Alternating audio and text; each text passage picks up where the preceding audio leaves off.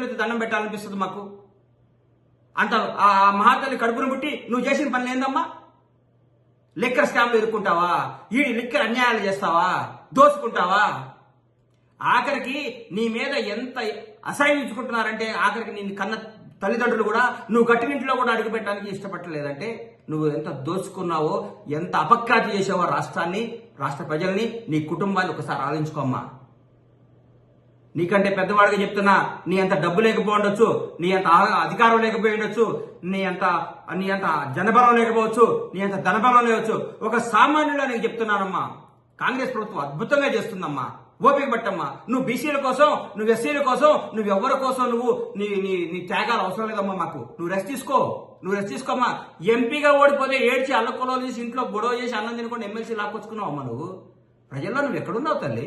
ఎక్కడున్నావు? నువ్వు ఏం చేసావు? నువ్వు ప్రజల్లో నువ్వు ఎవరికి ఏం చేసావు?